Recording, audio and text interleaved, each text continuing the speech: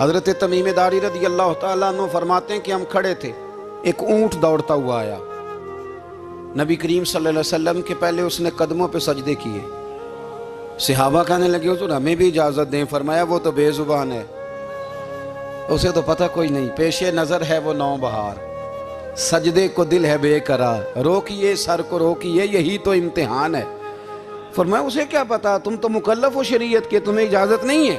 اور اعلیٰ حضرت نے 2 ٹوک لکھا ہے، فرمایا سوائے خدا کے کسی کو تعظیمی سجدہ بھی حرام ہے، یہ نوٹ کر لیں میری بات۔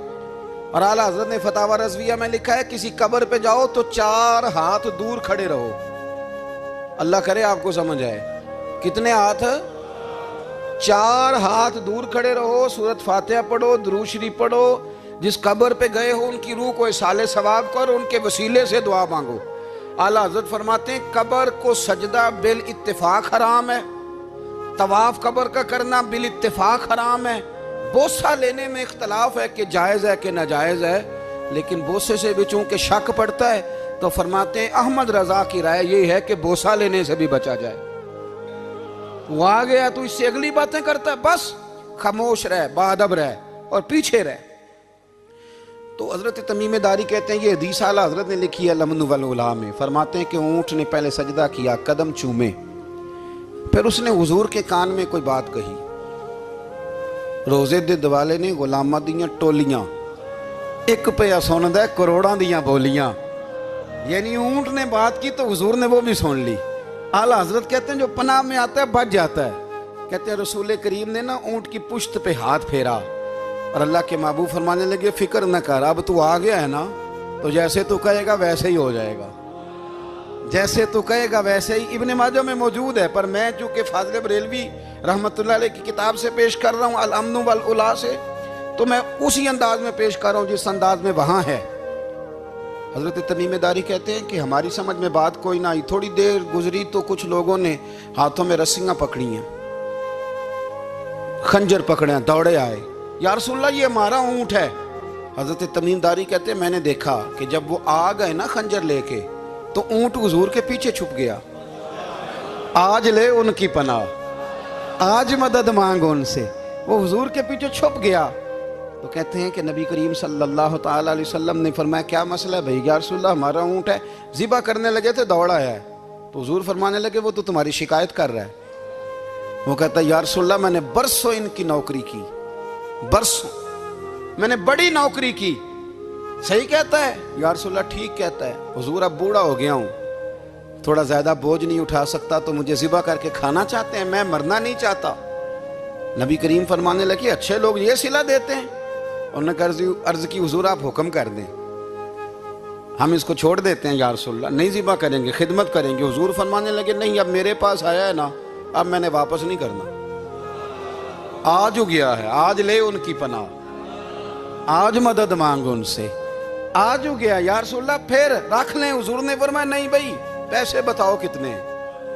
یا رسول اللہ نہیں کچھ نہیں۔ نبی کریم علیہ السلام نے فرمایا نہیں بتاؤ کتنے، بتاؤ کتنے؟ انہوں نے کہا حضور ایک دفعہ ریٹ لگایا تھا تو 100 دینار لگا تھا، حضور نے فرمایا بلال دے دو 100 دینار، 100 دینار دے دیا۔ اعلیٰ حضرت فرماتے ہیں دیکھو ان کی پناہ میں آنے کی برکتیں کتنی ہیں۔ ان سے کہا تم جاؤ، وہ چلے گئے، حضور نے پشت پہ ہاتھ پھیرا، فرمایا جا تو آزاد ہے۔ حضرت تمیم داری کہتے ہیں وہ پہلے گیا پھر پلٹ کے آیا، اس نے نبی پاک کے کان میں کو بات کی، کئی باتیں کی، پر میں ایک بات کرتا ہوں، کئی باتیں کی، ایک بات کی تو حضور رو پڑے، اونٹ چلا گیا، ہم نے عرض کی حضور یہ کیا کہہ گیا ہے؟ تو محبوب فرمانے لگے یہ کہہ گیا یا رسول اللہ جس طرح آپ نے مجھے چھری سے بچایا ہے، میں دعا کرتا ہوں اللہ آپ کی امت کو جہنم سے محفوظ فرمائے، اللہ جہنم سے بچائے آپ کی امت کو، اس طرح مجھے چھری سے آپ نے محفوظ کیا۔ اعلیٰ حضرت فرماتے ہیں کن چکروں میں پڑے ہوئے ہو، کن چکروں میں؟ پیسوں کی پناہ لیتے ہو، عہدوں کے پیچھے چھپتے ہو، دولت کے پیچھے چھپتے ہو، تعلقات کے پیچھے چھپتے ہو، فرمایا مصیبت آئے گی تو یہ سارے ہٹ جائیں گے، اگر پناہ لینی ہے تو مدینے والے محبوب کی پناہ لو، دروازہ رسول پہ آؤ، نبی کریم کی بارگاہ میں جھکو، حضور سے پیار کرو۔ اعلیٰ حضرت فرماتے ہیں محبوب کا ادب کرو، رسول اللہ کی غلامی کرو، فرماتے ہیں پھر کے گلی گلی تباہ، ٹھوکریں سب کی کھائیں کیوں، دل کو جو عقل دے خدا تو تیری گلی سے جائے کیوں۔ اور فرمانے لگے جان ہے عشق مصطفیٰ، روز فزوں کرے خدا، جس کو ہو درد کا مزہ وہ ناز دوا اٹھائے کیوں، جس کو ہو درد کا مزہ وہ ناز دوا اٹھائے کیوں۔ انہوں نے محبوب کریم کی محبت کا پیغام دیا، صحابہ کی محبت کا، بولیے، صحابہ کی محبت کا پوری کتاب لکھی حضرت صدیق اکبر جناب عمر کے فضائل پر۔ اور مزے کی بات یہ ہے کہ اعلیٰ حضرت نے نا اردو شاعروں میں سے کسی کو توفیق نہیں ہوئی حضور کو شہنشاہ کہنے کی، اعلیٰ حضرت نے کہا میرے نبی شہنشاہ ہیں۔ دلیل کیا دی؟ فرمانے لگے پڑھو ترمذی، حضور نے فرمایا میرے 2 وزیر زمینوں میں ہیں 2 آسمانوں میں، زمین کے 2 وزیروں کے نام ابو بکر اور عمر ہیں، آسمان کے 2 وزیر ہیں جبریل اور میکائیل۔ اعلیٰ حضرت کہنے لگے حضور وزیر تو کسی شہنشاہ کے ہی ہوتے ہیں، پھر کہہ لو نا شہنشاہ۔ تو پھر فرمانے لگے حاجیو آؤ شہنشاہ کا روضہ دیکھو، حاجیو آؤ شہنشاہ کا روضہ دیکھو، کعبہ تو دیکھ چکے اب کعبے کا بھی کعبہ دیکھو، کعبہ تو دیکھ چکے اب کعبے کا بھی، غور سے سن تو رضا کعبے سے بھی آتی ہے صدا، میری آنکھوں سے میرے پیارے کا روضہ دیکھو۔ اعلیٰ حضرت نے ساری زندگی اور صحابہ کرام کی بات کی، اہل بیت کی بات کی، اولیاء کی بات کی، صوفیاء کی بات کی، دفاع کیا سب کا، سب کے شانوں میں لکھا، امت کو بتلایا کہ اپنے بزرگوں سے جڑے رہو گے تو بچے رہو گے۔ اعلیٰ حضرت نے طنز کرنے سے، تنقید کرنے سے، بلا وجہ غلطیاں نکالنے سے اور ایک دوسرے پر لان تان کرنے سے ہمیں بچنے کو کہا۔ اعلیٰ حضرت فرماتے ہیں کوئی علم اگر آ جائے نا تو اس کا معنی یہ نہیں کہ سب کو جاہل سمجھ لینا چاہیے۔ سمجھ آ رہی ہے میری بات کی؟ ہم جس شعبے میں بھی ہوتے ہیں نا سامنے والے کو ان پڑھ ہی سمجھتے ہیں۔ مولویوں کے بارے میں بعض لوگوں کا خیال ہے کہ یہ پتہ نہیں کون سی مخلوق ہے، ان کو کیا پتہ دنیا داری کا۔ میں صحیح کہہ رہا ہوں۔ اسی طرح جو میرے شعبے سے تعلق رکھنے والے لوگ ہیں وہ کہتے ہیں شاید سارے تاجر 2 نمبر طریقے سے ہی مال کماتے ہیں۔ یہ ہو نہیں سکتا، ایسا ہو نہیں سکتا۔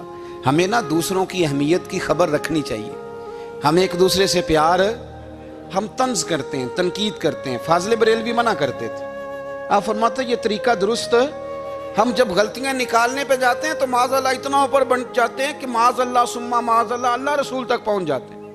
اعلیٰ حضرت کے زمانے میں ایک شخص نے کہہ دیا نبی پاک کا خیال آئے تو نماز ٹوٹ جاتی ہے۔ عقل ہے نا جی، جہاں مرضی لے جاؤ۔ وہ کہنے لگا جی میں نے خالص اللہ کے لیے پڑھنی ہے نا فلسفہ عجیب، نبی پاک کا خیال آئے تو نماز ہے۔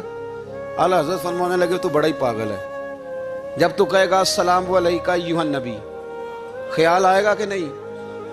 فرمانے لگے تو بڑا ہی نادان ہے، جب تو کہے گا اللہم صلی علی محمد وعلی، خیال آیا کہ نہیں آیا؟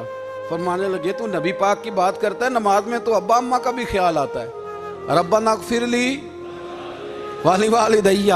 فرمانے لگے ربے کے خیال سے نہیں ٹوٹتی تو مدینے والے کے خیال سے کیسے ٹوٹ گئی؟